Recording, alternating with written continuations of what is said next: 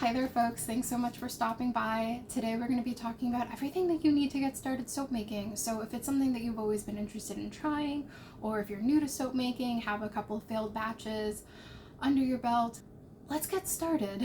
My name's Natalie, I'm from Gilded Nights, which is a New York City based bath and candle company, and on this channel we're going to talk about all things soap making, candle making, and the process of starting and running a small business. So I've broken down today into a few different chapters. First, we're going to get started with some great videos that are really helpful when you're first getting started. Then we're going to talk about some really popular forums and places to go for if you're stuck and you need information. Then we're going to talk about if you learn better from books. There's two amazing books that I'm going to recommend for you that I own and I keep seeing people talk about in the number of Facebook groups that I'm in, so they have really, really great reviews. Next, we're going to kind of talk about like the equipment that you need for the different types of soaps that you want to make. So we're going to go over what you need for melt and pour versus cold process versus hot process. And then last, we're going to talk about what is the actual equipment, the non-soap making equipment that you need to get started. Okay, so let's get this thing started. I don't know about you, but for me, I definitely fell down the soap making YouTube rabbit hole during the pandemic. Everybody was looking for escapism, and I was definitely one of them. Especially being in a tiny New York City apartment, there wasn't much for us to do or places for us to go, so I was definitely just binge watching hours and hours of soap making videos. And I think watching videos is a great place to get started because you get to learn about the different types of soap that there is. You get to learn about different techniques. You get to see what works, what doesn't work. So if you are the type of person who learns by watching, there's a few channels that I'm going to recommend to you. This is not a comprehensive list. I can give a more comprehensive list of like all the soaping YouTubers that I am like obsessed with. And I hope one day I can be one of them for you. But when I first got started, I found I Dream in Soap really helpful. I found Royalty Soaps incredibly helpful. There is Brambleberry. They have videos on like all different types of soap making. I buy supplies from them all the time, as you can probably see in the background. So they're a great resource. There's Ellen Ruth Soap, and there's Ellie's Everyday Soap. So those are about 5 channels that I think every beginner should start off with. I think they break things down in incredibly simple ways. They're very easy to follow along with. And for anybody getting started, I think starting off with YouTube, kind of diving through their channels, seeing the different techniques, I know Katie Carson has videos for both melt and pour and cold process. A number of them also have videos on hot process. So it's really just a great place to get some ideas before you go out and spend all of this money, and it just kind of gives you a better idea of what you want to do. So definitely recommend starting off with YouTube videos. Once you kind of have a better idea of the direction that you want to take, then I recommend going to a number of forums. Pretty much every question that you have, any issue that you've encountered, someone has encountered before you. So they are such a wealth of knowledge and resources, and I find the soap making community loves to give back and loves to help one another. So I have a few here that I want to talk about. One is the soap making subreddit. So if you're a Redditor like I am, I find it to be really helpful. They have really great information. They encourage you to do the research yourself as well, which I think is really important when you are a soap maker. So definitely would say I got started looking at the soap making subreddit, and I actually learned about the soap making forum through the soap making subreddit, and that is just another great forum. There are so many great recipes. There are so many amazingly helpful soapers in the soap making forum. Pretty much every question that I've ever had, I've had answered in the soap making forum, where I'm like, how much colloidal oats am I supposed to put into my soap? Or like, my activated charcoal soap was a disaster. How much activated charcoal am I supposed to put in a soap, like per pounds of oil? And yeah, all of my questions were answered in the soap making forum, so highly recommend them as well. And then 2 other great groups, they're on Facebook. So if you have a Facebook account, they are called the Soapers Haven, and that is like the most supportive group I've ever seen. Everybody is so nice. They love answering each other's questions. There's no like snarkiness, which you can find some other places. So definitely love Soapers Haven. It's a great resource. Next is it's called Soap Making for Beginning to Advanced, Crafting Beyond the Bar. So this is a second Facebook group. I find so much amazing inspiration there. So yeah, Soapers Haven and Soap Making for Beginning to Advanced are two Facebook groups that you have to like apply and be approved for. It's really a simple process, but I love them, and I probably am on those the most just because as I'm like scrolling through my Facebook feed, I get to see both of them. So I highly recommend those groups as well as the soap making subreddit and the soap making forum. If you're the type of person who learns best by reading, there's two books on all natural soap making that I think are really, really helpful. So one of them, it's called The Natural Soap Making Handbook, and it's by Simi, who is from Muddy Mint on YouTube. She basically only uses essential oils, all natural colorants. So if you're looking for all natural soaps, I highly recommend this book as well as her channel. It's just such an incredible resource, and it's so creative. Some of the things that she's able to do only using all natural products. Sticking along the all natural vein, I'm just looking down at my notes to make sure I get the title correct. It's called Pure Soap Making: How to Create Nourishing Natural Skincare Soaps. And it's from Anne Marie from Brambleberry, so you know it's good. I actually own both books, and they're just incredible resources. They give you some great recipes, they have amazing pictures. So if you're interested in an all natural soap making, they have a variety of different recipes. So there's something in there for everybody.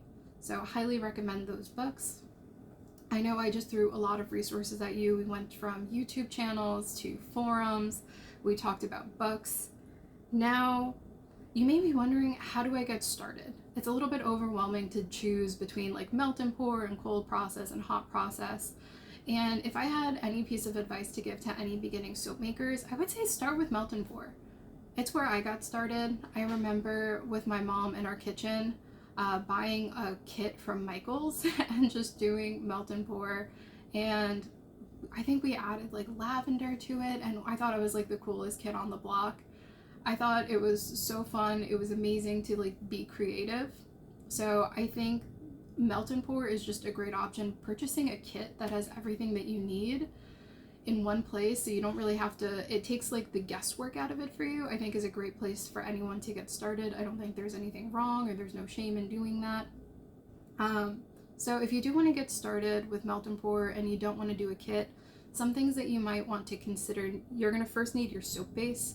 There are so many different soap bases out there, but one of the ones that I keep hearing over and over again with great reviews is from Stephenson. And you can purchase soap bases from a number of different places. You can get them from Wholesale Supplies Plus, you can buy them from Brambleberry, even Midwest Fragrance Co. carries soap bases. So I would say really just do your research, what you want your soap base to be. Do you want it to be oat milk based? Do you want it to be a goat milk base? Do you want coconut milk? Do you want oatmeal? Do you want shea butter, olive oil? Like everything that you can think of, they have like a million different types of bases. So it just really comes down to like what types of like benefits, like skin loving benefits, you want your soap to have. But yeah, I would definitely recommend like Stephenson soap bases. Come up over and over again, and I don't think you can go wrong with them.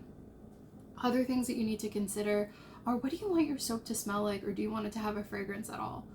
You can go for fragrance oils or you can go for essential oils. I think both of them are valid choices. It really just comes down to like what you're interested in. But if you are putting soap or fragrance in your soap, I should say, just make sure you're using it correctly, that you're weighing out the amount of fragrance that you're putting in your soap, and that it's within like the maximum usage safety guidelines that are outlined by IFRA. Additionally, other fun things that you can do for your melt and pour base, you definitely use like colorants. For me, I love a combination of natural colorants like spinach powder or spirulina or clays, or even using cruelty-free micas. Those are great options. Other things that you can do, you can put stuff on top of your soap. So some of the things that I've seen people do, you can use botanicals, which are like dried out flowers. You can use eco glitter. You can even create like melt and pour embeds that you can put into your soaps. Like those are all great things that you can put on top of your soaps. If you want to create like an exfoliant soap, I've seen folks do things like poppy seeds or coffee grounds. So like those are all things that you can absolutely put in your melt and pour. And the last thing that you're going to need is like a mold. So I just typically use one of these guys. I purchased it off Amazon and I found a lot of luck with these. But you can also use like individual soap molds, and those are totally fine. Once again, you can get those on like Wholesale Supplies Plus, you can get them on Brambleberry, you can buy them on Amazon. There's so many different places you can get them. So I would say your only limitation with melt and pour is your imagination, and just making sure that what you're putting in there isn't going to go rancid. I've seen a lot of folks try to put things like breast milk or milks in melt and pour, and because the soap has already gone through saponification, these things are kind of just like floating in your soap. They're not like combining with the other ingredients through the saponification process, so it just leads to your stuff going rancid. So if you want to be a little bit more involved and like you want to use certain milks, if you want to use like food purees, I would recommend going for a cold process soap instead of melt and pour, just so that way your soap doesn't go rotten. So talking about a cold process, pretty similar, I would say, to melt and pour in terms of like the extra goodies that we were going to put in there, like fragrances, like exfoliants, things to put on top of the soaps. The main difference is that we have a lot more flexibility in terms of like choosing our oils and our lye. So a lot of folks like to believe that you can make soap without using lye, and that is just factually incorrect. Even melt and pour has lye and has already gone through saponification. If you do not have lye and oils coming together through the saponification process, you do not have soap. You have a detergent. By definition, you need lye to make soap. So you need lye. It is a caustic ingredient, but I promise you it's not scary. Don't be scared of it. We're going to give you everything that you need to know in terms of like safety, and if you watch some of the videos that I recommended, they're all going to walk you through the safety process as well, especially if you watch Katie Carson. What I will say is really important, one of the main differentiations between cold process and melt and pour is that you need to run your recipe through a soap calculator. And that's going to tell you the amount of water that you need, the amount of lye that you need for the amount of oils that you have. So it's really important to not just like blindly follow a recipe. If you find a recipe online, just run it through a soap calculator. It takes 2 seconds, and it just makes sure that you are creating safe to use soap. So things that you need for cold process, you need a soap calculator. They're free online. I just use like Soap Calc. You need lye, you need oils, and you need a mold for this as well. For hot process, you essentially need everything for cold process, very, very similar ingredients. The only difference is that you need a crock pot or a double boiler. I would recommend on holding off on hot process as a beginner, just because you want to have a few batches under your belt, maybe for cold process, to understand a little bit more about like working with the materials and like saponification before starting hot process. So if I had like a scale, I would say start with melt and pour, move on to cold process, and then graduate to hot process is kind of like the order in which I would take these. Next, we're going to talk about equipment. So in terms of safety, we've covered certain things, but especially for cold process, hot process, I really recommend a pair of safety goggles, especially if you're working with lye. It is not the friendliest of ingredients and you don't want it getting in your eyes.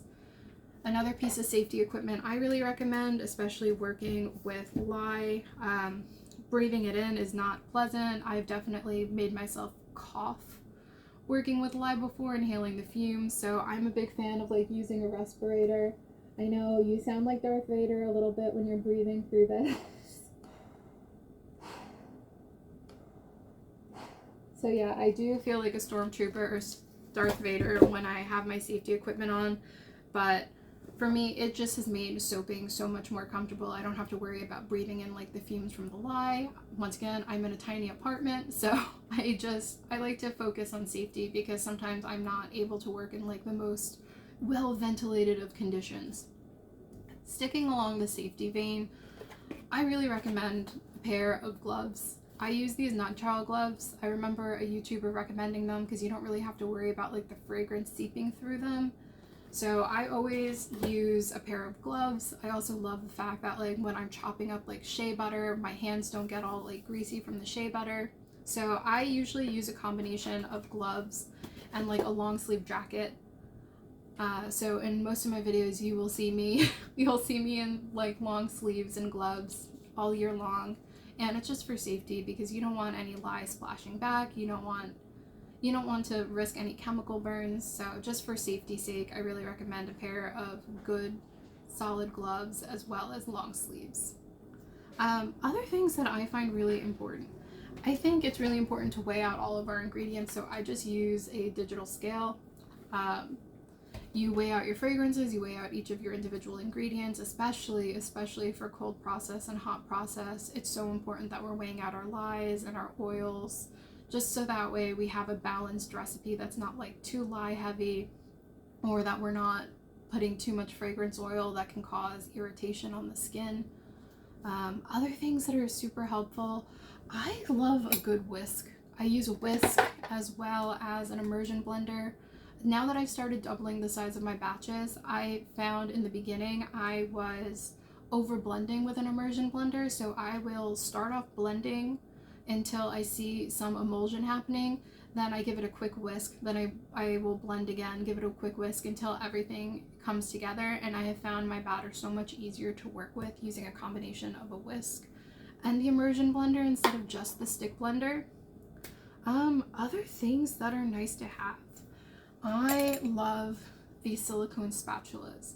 I use this to make sure all of my lye water is in my oils. I use this to make sure all of my oils come together and that I am scraping out all of my beautiful soap into my soap molds. I am a big fan of a metal spoon.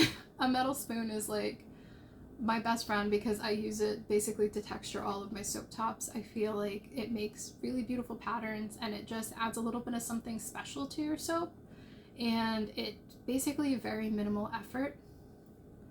Other things that I recommend, I just use stainless steel measuring spoons for my additives. Like I personally love using kaolin clay, and I love using colloidal oats. I love vegan coconut milk powder, so I use these all the time for my additives into my soap.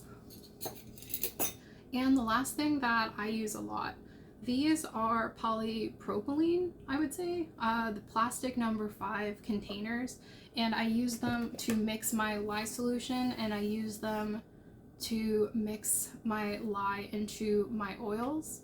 And the reason why I personally chose plastic, I know you'll see folks using like stainless steel, you'll see folks using glass. There's a lot of debate in the soap making community.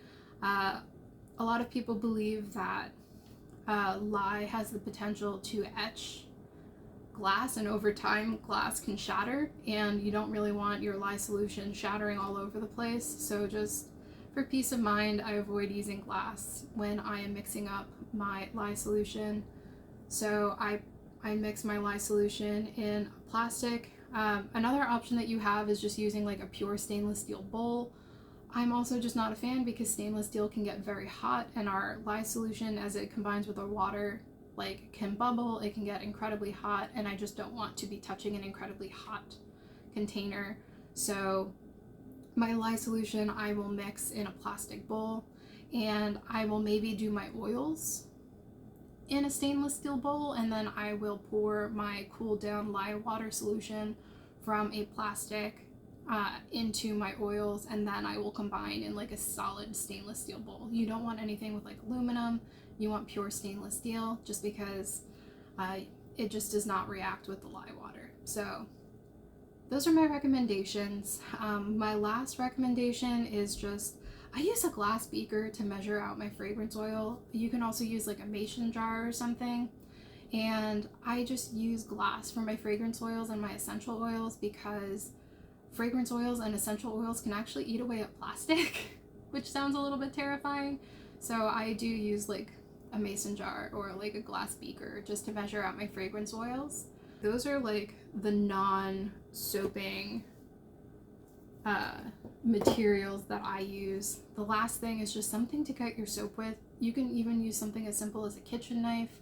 I just used one of those hand cutters for a long time, and then I just recently upgraded to this soap cutter, which is like a single bar cutter that I bought out of Amazon for like 55 bucks. And I like the fact that it's been giving me more uniform cuts. I think down the line I eventually want to upgrade to like a multi-bar cutter. These are nice to have, so they're not like mandatory. A knife will just get the job done the same way. So that's everything that you really need to get started soaping. I hope that this was helpful. If you have any other additional questions, I'd love for you to leave them in the comments down below for me to answer in a following video. If you found this helpful, please give it a like. I would love for you to subscribe.